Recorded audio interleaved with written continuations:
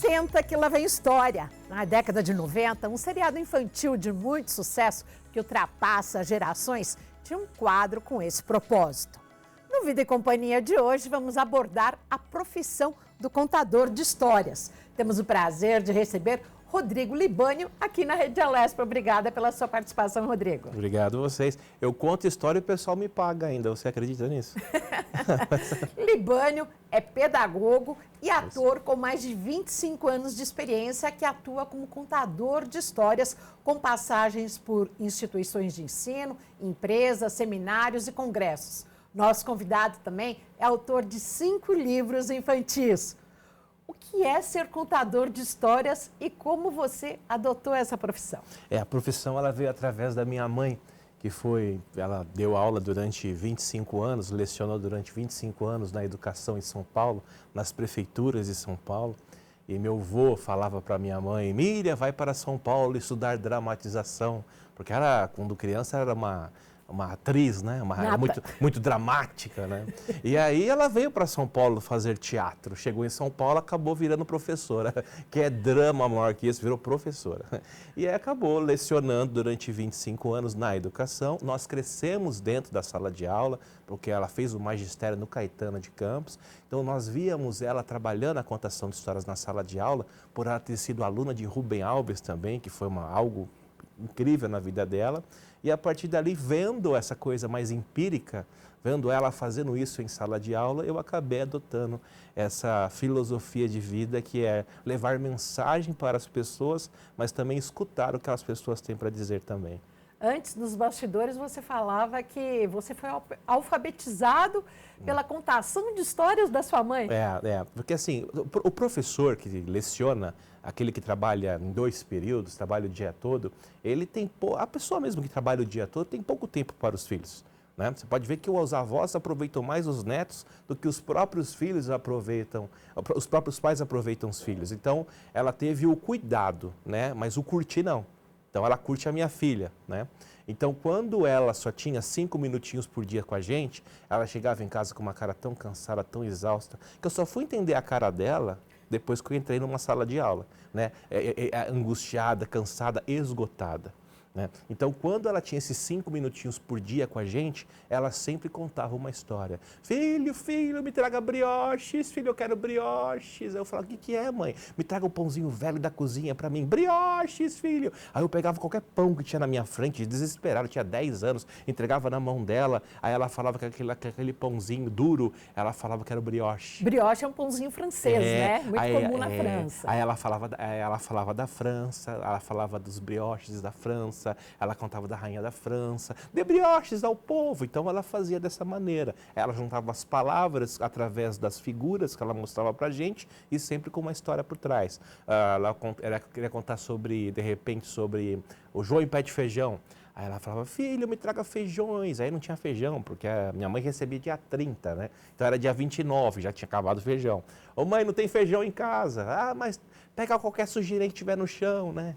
Pedrinha, pedregulho. Quem trabalha o dia inteiro só passa a vassoura no meio, nos cantinhos, não limpa, né? Aí pegava lá um paninho, pegava lá uma pilha, entregava na mão dela, ela colocava no chão. Aí eu falava que o chão era os feijões, né? Aí colocava o cobertor por cima e o cobertor subia. E nesse que o cobertor subia, chegava com o sapato do meu pai, calçava 46, aí falava que era o gigante. Ela falou, qual é a palavra que nós usamos aqui do feijão? O F. Qual é a palavra que depois vem do F? O E. Aí ela foi brincando com isso. Só que uma história, ela trabalhava com a gente durante 15 dias. Ou durante o mês, dependia de como a gente respondia aquilo que ela ofertava para a gente. Mas eram 5 minutos, 10 minutinhos por dia. Então, a gente foi criado dessa maneira. E tinha aquela ansiedade, a mamãe vai chegar da escola e vai continuar contando a história. Mãe, como é que era? O que você se lembra? O que eu lembro muito, aí já entra a questão das memórias afetivas, por isso que nós temos muitos adultos imaturos. Né? E o que acontece? Quando eu era criança e eu esperava a minha mãe chegar, você tem uma mãe que trabalha com um horário fixo. E professor trabalha em horário fixo, então se ele chega em casa às 8 da noite, é às 8 que ela vai chegar. Se ela chegava às 8h10, das 8 às 8h10 eu já estava chorando, achando que tinha acontecido alguma coisa com ela. Então, quando você tem alguém que trabalha em horário fixo, você fica esperando a pessoa chegar naquele horário. Você pode ver que muitos filhos hoje, se a mãe demora para chegar, ela pergunta no celular, onde você está, mãe, onde você está, mãe, onde você está? Então, a gente já tinha esse costume da rotina do horário, que era a hora da história. Então, a expectativa que nós criávamos antigamente é a mesma igual de novela, igual Quem Matou Odete Roitman. Então, a gente tinha uma expectativa e imaginação do que ia acontecer. Então, a gente tinha a mesma coisa com ela, que hoje a gente não cria tanto mais, né? Agora, como que o Libânio chegou a fazer da contação de histórias de criança uma profissão? Eu digo que minha mãe carregou o piano para eu poder tocar a música. Ela carregou o piano como professora durante 25 anos na educação, em EMEI, dando aula em 2 períodos. Ela carregou um belo piano para criar os filhos, né? Para que eu pudesse receber esse piano e tocar as músicas desse piano, porque eu não posso carregar, eu tenho que honrar ela. E eu tenho que tocar essa música. E eu toco bonitas músicas para que a Laura possa tocar, possa dançar as músicas que eu vou tocar. Como foi essa transição? Ela já estava para aposentar, eu já estava me formando como ator. Aí eu fui fazer uma peça em São Paulo do Machado de Assis, Dom Casmurro, que eu me apresentava no Memorial da América Latina. Fiquei 2 anos em cartaz fazendo a peça lá. E aí ela foi me assistir. Aí ela falou assim, você vai ser um grande contador de histórias. Eu falei, por quê, mãe? Em casa a gente conversa. Aí chegou em casa... E quantos anos você tinha? Eu tinha 23. Aí eu lá, né, aquela coisa de jovem, tentando procurar seu caminho, meus valores, né? Aí ela chegou e falou, ó, você poderia desenvolver esse trabalho da cultura na educação. Ó, eu assisti você contando uma história no palco. Por que você não leva isso para a sala de aula? E aí foi muito interessante porque ela foi dando dicas de como o professor e a escola pudessem contratar o meu trabalho. Não é contratar de papel, faz um folheto e vai sair vendendo. Não, você liga na escola, você mostra seu trabalho para os professores, aí eles vão ver, vão analisar, vão ver se é interessante ou não. E uma coisa que ela falava muito importante, sabe como é que você vai crescer nesse trabalho? Eu falei, como? Você não vai contar a história no pátio. Não quero que você conte história no pátio com todas as crianças juntas, porque teatro na escola é assim. Os da frente prestam atenção, do fundo fica lutando capoeira, porque é tudo uma loucura, né? 500 crianças, né? Aí ela falou, eu falei, mas por quê, mãe? Fala que você vai contar a história sala por sala, você não junta as turmas. Falei, tá bom, então eu vou na escola e falo que vou contar a história sala por sala, não junto as turmas? Então tá perfeito. Esse foi seu primeiro desafio? Não, foi o primeiro, não, foi o mais difícil, porque quando eu cheguei na escola e falei para os professores que eu ia contar uma história da Chapeuzinho Vermelho com colheres de pau, que aí entra a questão da cultura, né? A colher de pau grande era a mamãe, colher de pau pequena Chapeuzinho, aí eu viro e falo assim para elas, ó, o projeto não é no pátio, é sala por sala, eu não junto as turmas. Professores que já estavam felizes pensando, a gente vai ter uma horinha para o café. Não, elas ficaram, não, rolou um silêncio. Aí uma falou assim, mas por que sala por sala? Eu falei, não, é sala por sala, porque eu quero individual, sala por sala, eu quero que vocês tenham o prazer de ter individual, sala por sala. Aí uma virou e falou assim, mas aqui são 21 salas. Aí eu fiquei pensando, 21 salas? Você vai fazer 21 sessões? Aí eu pensei, minha mãe não gosta de mim, eu acho que minha mãe não me suporta, eu acho que ela deve ter raiva de mim. E você manteve as 21? Mas eu falei, vou fazer 21 apresentações. E eu fiquei durante... cada escola eu levava uns 3 dias. Aí eu comecei a entender as reações que minha mãe tinha quando chegava em casa, porque você termina o dia esgotado. Então eu fazia 21 salas por dia, às vezes eu fazia 12 num dia, 12 no outro.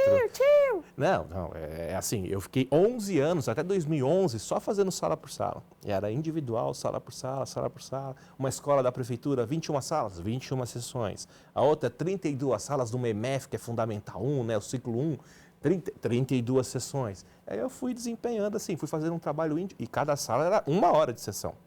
Porque era 40 minutos de história e 20 para tentar sair. Porque as crianças te agarram, te abraçam a perna. Não, fica aqui, não vai, até as pro. Não, volta, tipo de história volta. dá mais certo? A lúdica, a que é a contação de uma história mesmo, de uma fantasia, ou uma história real? Então, aí são 2 pontos bem interessantes. Por exemplo, Quando você trabalha com primeiríssima infância, que é a creche, Os são as crianças do berçário, você faz o quê? Teatro para bebês, em que você utiliza teatro de sombras, eu tenho uma mala que eu faço uma lagartinha na sombra que ela vira uma borboleta. Então, ela trabalha o visual, a arte visual, né? Agora, se você pega a educação infantil, que é a EMEI, crianças de 4, 5 anos, até 6 anos também, você já pega as histórias com repetição de palavras. Você conta lá Menina Bonita do Laço de Fita, você conta Quem Quer Casar com Dona Baratinha, são histórias com repetição. Agora, se você quiser desenvolver algum trabalho para poder descobrir o que anda acontecendo com essa criança, aí, por exemplo, eu vou te dar um exemplo que eu fiz em Francisco Morato, que é uma cidade próxima daqui de São Paulo. Lá, o índice em abuso infantil é um dos maiores do estado de São Paulo. E eles me contrataram, através da prefeita da época, tudo, para desenvolver um trabalho com os professores de como chegar na criança quieta e como chegar na criança inquieta. E aí eu trabalhei histórias em que desenvolvesse esse tipo de situação para que os professores pudessem chegar nas crianças para descobrir se alguém tem alguma situação em casa para ser resolvida, ou no caminho, ou com alguma coisa. Porque quando você conta, você instiga, então a criança ela vomita. Você conta história para o adulto, dependendo do que você conta, você instiga ele para vomitar aquele sentimento que ele está tendo. Então, eu pego hoje muita formação com os professores para desenvolver essa questão de como chegar na criança quieta, como chegar no adulto bravo, o adulto inteligente, reunião de pais, como é que eu chego no pai quente, no pai frio, no pai morno, numa empresa, como é que eu chego nos funcionários para poder mostrar para eles que eles podem seguir esse caminho ou aquele. O pessoal fala assim, mas você faz trabalho motivacional? Eu falo, não, é desmotivacional. É para fazer a turma pensar realmente naquilo que elas escolheram. Por isso que eu uso muito essa questão de carregar o piano. Eu uso muito a questão, o café do vizinho nem sempre é mais gostoso. Porque às vezes a gente gosta muito do lugar que a gente está, mas eu não aguento mais aqui. É quando você muda, porque eu quero ir para aquele lugar. E através de uma história você mostra, aquele lugar pode ser bom, mas aonde você estava você era melhor. Mas por que você mudou? Porque eu desejo muito aquilo que eu não tenho. Então depende muito do público. Então, o adulto, eu uso muito histórias do dia a dia. Agora, com as crianças, eu uso mais os contos. E uso muito mais os meus livros hoje em dia, porque hoje eu só conto história dos meus livros. Eu não conto histórias de outros autores mais, né? Desde 2015 que eu lancei o primeiro livro, eu só conto história dos meus livros. Não só para os adultos, também como para as crianças. E você voltou a atuar em tablado? Eu voltei em 2006, eu fiz uma peça com o Bruno Fagundes, que é o filho do Fagundes, né? A Mara Carvalho, que é a mãe dele, do Bruno. Ficamos 1 ano em cartaz, ali no Teatro Augusta. Foi a última vez que eu fiz teatro. Aí, a partir dali, eu resolvi ficar só na educação mesmo, porque era onde eu me sentia melhor. Onde eu achava que era uma missão, eu acho que é uma missão, é uma presença, né? Então eu resolvi realmente ficar na educação. Eu parei com o teatro realmente. Eu uso a cultura, o teatro, na educação. E como é que você trabalha questões como violência doméstica, ou se a criança é vítima de algum abuso? Isso você também chega a receber esses pedidos por parte de diretores, de educadores? Sim, às vezes eles me pedem um tema, né, sobre o assunto que eles estão trabalhando naquele ano, e aí eu monto esse projeto, eu monto aquela história que eles querem trabalhar, que aí já entra na formação continuada, né? Então, muitas escolas acabam me contratando para dar formação para os professores, para poder ter essa formação em relação à contação de histórias, ao storytelling, a como trabalhar jogos teatrais, trabalhar jogos brincantes. Então, eu vou desenvolvendo aquilo que eles estão pedindo. Eu tenho ali o meu material, mas como eu te falei de Francisco Morato, eles pediram algo relacionado e me trouxeram um livro ainda, que eles gostariam que eu trabalhasse aquele livro específico. Aí eu montei um trabalho, foram 18 dias, cada encontro eram 50 professores que ficavam comigo 4 horas. Quanto tempo dura uma sessão de histórias, de contar histórias? Sim, para educação infantil, para berçário, 30 minutos, se for sombras. Agora, para educação infantil, 50 minutos. Aí, se você pegar o ciclo 1, que é o dos 6 anos para cima, é 1 hora, 1 hora e meia. Porque e o pessoal fala, poxa, os mais velhos, o ciclo 2, ensino médio, poxa, os mais velhos não gostam, eles são os que mais gostam. Interagem bastante? Muito. Eles vão interrompendo, você contando a história, eles vão interrompendo ou querendo dar pitaco? Não, muito difícil interromper. Ele entra numa hipnose na hora que estão contando a história comigo, que eles vão até o final. No final eu faço perguntas, eles fazem pergunta, eles fazem muitas perguntas no final e eles têm muita vontade de fazer o que eu faço. Olha. Eles começam a olhar a gente como referência, principalmente os mais velhos. Como é que é a sua profissão hoje em dia? A minha profissão hoje em dia funciona assim. Eu comecei esse projeto em 2000, né? Então até 2011 eu fazia sala por sala. Então eu fazia um trabalho bem assim, individual, exclusivo para cada escola de uma maneira diferente, né? Mas a partir de 2013 eu comecei a mudar isso, desenvolvendo formações para os professores. Hoje eu trabalho muito com formação através de projetos de ensino, que são empresas que trabalham na área de educação que me contratam. Não sei se pode falar nome ou não, mas eu faço esses trabalhos em todas as prefeituras do estado de São Paulo, pela Aprovação Brasil, que eles me contratam como parceria. Então, todo ano eu atendo a média de 30, 40 cidades. Mas o seu mercado é muito grande? Tem muita gente trabalhando em contar histórias? Tem bastante gente, mas assim, tem muita gente que coloca conteúdo nas redes sociais, mas não tem muita gente desenvolvendo esse trabalho na educação. Você encontra muita gente no SESC, mas assim, mas é um mercado bem restrito. Mas na escola você encontra muito pouco. Você encontra mais professores contando história, mas profissionalmente alguém que faça isso dentro de uma escola, vivendo disso, você encontra poucos. E afinal, o quadro Senta que lá vem história era com E, que era do Castelo Rá-Tim-Bum, isso em 1990. E hoje se fala só contador de histórias com H. É isso mesmo? E por quê? Como se deu essa mudança? Essa mudança assim, eu não vou te explicar assim de onde veio academicamente. Mas lá desde Guimarães Rosa, em relação a histórias, isso já veio mudando. O próprio SESC mesmo começou a colocar H em minúsculo, as televisões, o SESI, as escolas. Então, ela foi uma mudança que foi acontecendo com o tempo. Mas quando eu comecei, eu achava também que era com S. Aí depois eu comecei a ver que essas mudanças começaram a ter... Começou a vir essa mudança, essa transição, né? Libânio, você é ator, contador de histórias e também escritor. Esse foi o primeiro livro que você escreveu? Isso, ele se chama Eu Gosto Muito da Minha Avó é muito legal, eu gosto muito dela, é o título. Combina na capa, impressionante o título, né? Porque eu uso muito essa identidade da repetição, né? Ainda mais trabalhando com a educação infantil. E esse livro, como tem com letra cursiva, ela é muito trabalhada no ciclo 1, que é o antigo primário, fundamental 1. Esse livro, quando eu lancei ele, eu já contava essa história, eu montei essa história em 2007 e resolvi lançar em 2015. Ele apareceu, na primeira semana, apareceu no Domingão do Faustão na vitrine do Faustão. Aí eu fui em tudo que era programa de televisão, que você aparece na Globo, você vai em tudo, né? E aí eu acabei vendendo 2.000 cópias na primeira semana. Para um livro infantil? Para um livro infantil e independente, sem editora. E aí depois? Depois veio esse aqui, ó. Por favor, pode mostrar. Ó, esse aqui, ó. Esse aqui é o que eu mais vendi na minha vida, ó. Ele se chama Bolo de Chocolate recheado de frutas com cobertura de chocolate. Conta essa história pra gente rapidinho. Qual delas você quer contar rapidinho Não, aqui posso no programa? contar, assim, ó, essa história aqui do bolo, você vê que você vê que os títulos são os pro de português adoram meus títulos. Então, o livro do Bolo de Chocolate recheado de frutas com cobertura de chocolate, eu coloco alguns contos que vão para casa da vovó.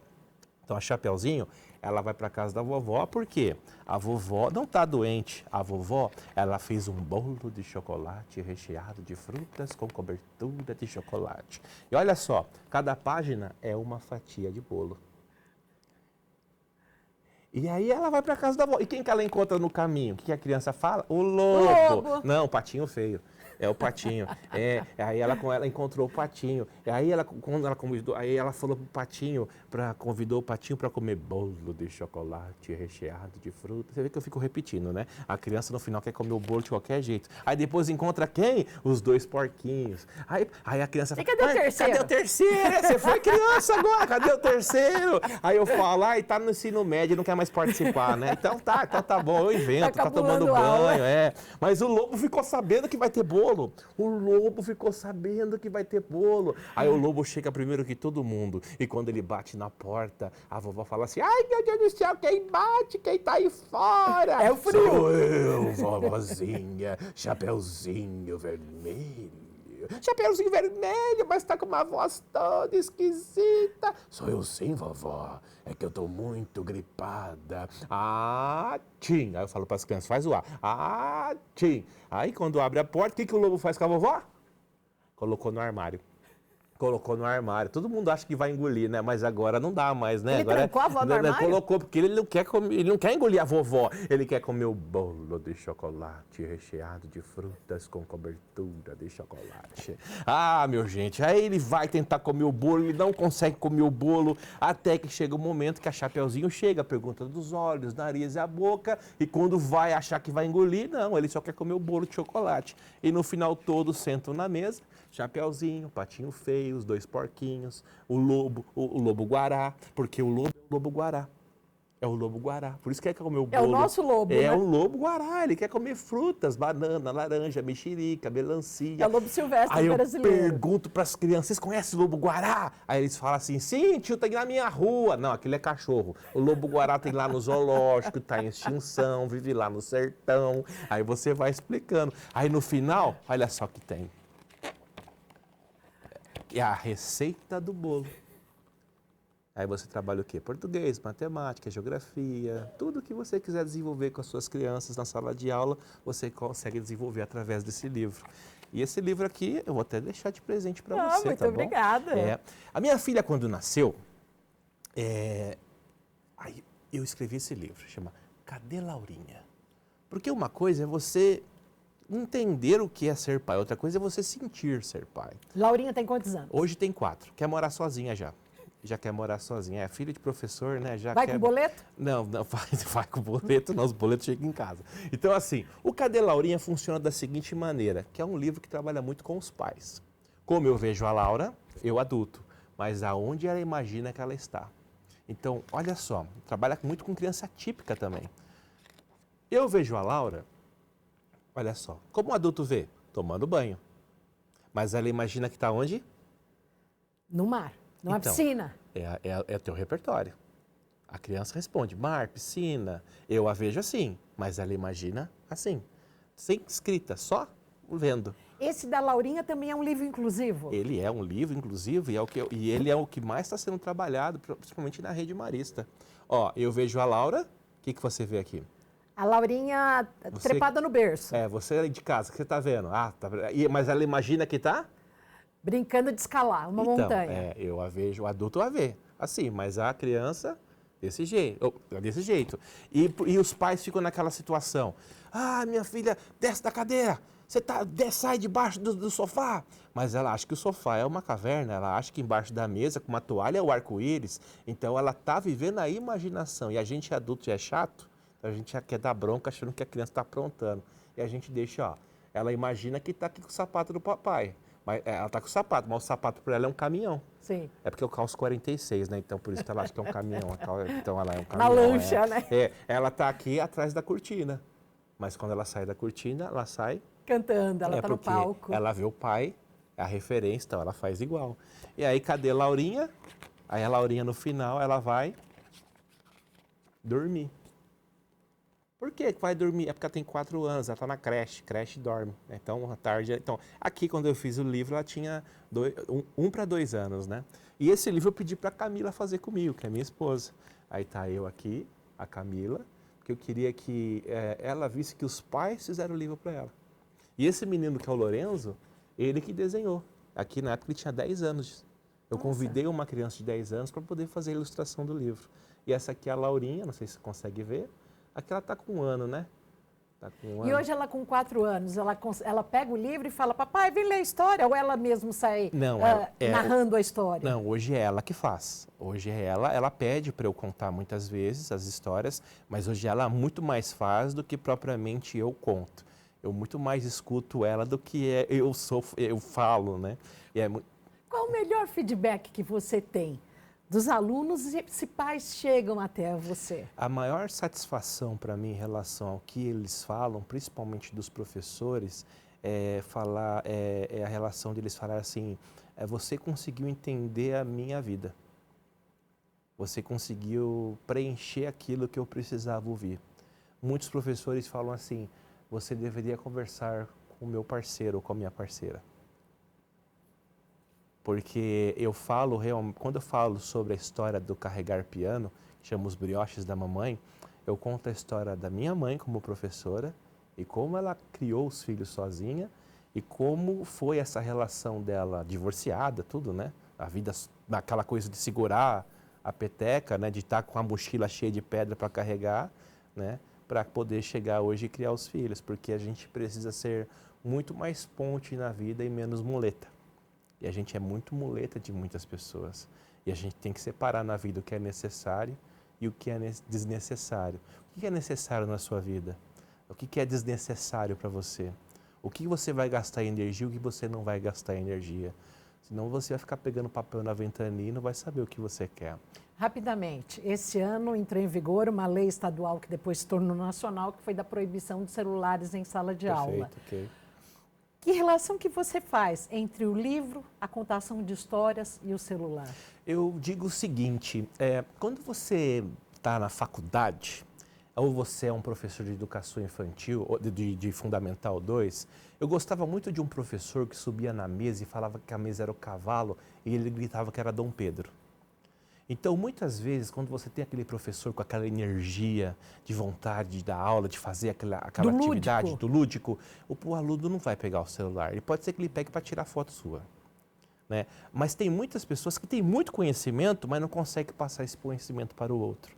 Então, as pessoas acabam dispersando e usam mais o celular. E contar histórias ajuda. E contar história ajuda bastante. Mas lembrando, eu como aluno, eu olho assim. Agora, quando eu me torno professor, eu tenho que entender o seguinte, como é que eu vou subir 20 aulas numa mesa dizendo que a mesa é o cavalo? Acho que na quarta aula a pata do cavalo vai quebrar, de tão cansado que eu vou ficar. Então, por isso que eu falo, até onde a sua energia vai, até onde você consegue. Você precisa saber até o teu limite, né? Senão você adoece. Rodrigo, muito obrigada pelas suas histórias e por contar esta profissão que muita gente desconhece e que a gente vê que é tão rara e tão cara. E o pessoal paga ainda, viu? Eu dou nota fiscal ainda. As prefeituras, todo mundo me contrata. E agradeço a oportunidade e a todos aqui pela atenção. Muito obrigada. Hoje aqui no Vida e Companhia tivemos o prazer de bater esse papo e dar boas risadas com o Rodrigo Libânio, que é contador de histórias, pedagogo e também ator. Obrigada pela sua audiência aqui na Rede Alesp. Até mais!